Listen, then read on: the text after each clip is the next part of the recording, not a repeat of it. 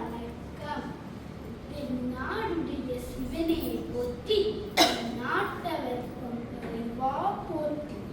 முத்துக்கடல் பதித்து மூன்று நதி வளர்த்து கத்தும் கடல் மீது கிழங்களில் விளையாடும் கெட்டு கிளை மிகுந்த காவலனா தென் பாண்டி மண்டலத்தின் புகழா என்றும் இனிமை குன்றாத சங்கம் அமைத்து தமிழ் வளர்த்து பெருநகரமாக சிறப்புற்று வழங்கும் மதுரை மாநகரம்.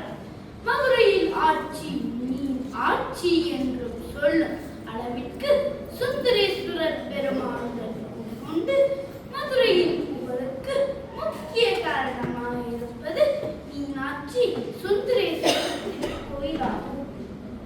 கான்பூரை வியப்பில் ஆழ்த்தும் 1000 கால் மண்டபத்தை தன் நகத்தே கொண்டு ஆன்மீகமும் கலையும் கிளந்த உலக புகழ் பெற்ற பாரம்பரிய தலமாகவும் விளங்குகின்றது.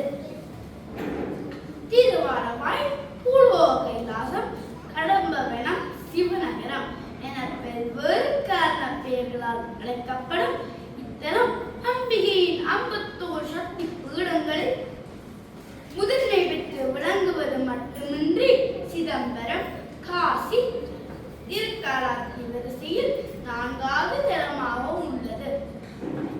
இக்கோயிலில் வீற்றிருக்கும் இறைவனையும் இறைவியையும் பற்றி சைவ சமய குரவர்கள் திருஞான சம்பந்தர், திருநாவுக்கரசர் போன்றோர் பதிகம் பாடி சிறப்பித்து உள்ளனர். மதுரை அவர்களது ஆன்மீக சேவையை தாங்கி வைத்திருப்பதனாலேயே இந்நகரம் பத்திய பீடம் என்று புகழை பெற்றுள்ளது. அத்துடன் சித்திரை திருவிழா எனும் முத்திரை திருவிழா மதுரை நகரில் ஒவ்வொரு வருடமும் கோலாகலமாக நடைபெறும் மாபெரும் விழாவாகும். உலக முழுமுதற் கடவுளாகிய சிவபெருமான் இந்நகரில் பிட்டுக்கு மண் சுமந்தது உட்பட 64 அற்புத திருவிழாக்களை நடத்தி உள்ளார். இந்நகரில் தான் முருகனின் அறுவடை வீடுகளில் அடங்கிய பழமுதிர்ச்சோலையும் திருப்பரங்குன்றமும் உள்ளது.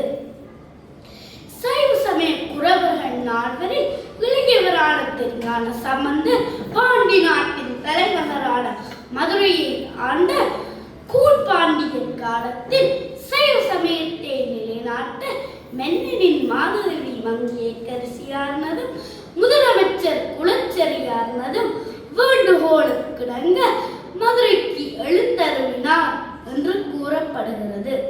அது மட்டுமின்றி பாண்டிய மன்னன் உருவாக்கிய சமய பீடம் மதுரை ஆதீனத்தில் திருஞான சம்பந்தரை முதல் தலைவராக அமரச் செய்தார்.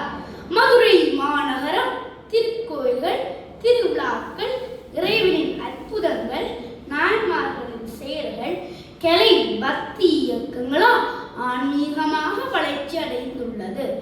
மதுரையில் பிறந்தாலும் வாழ்ந்தாலும் இறந்தாலும்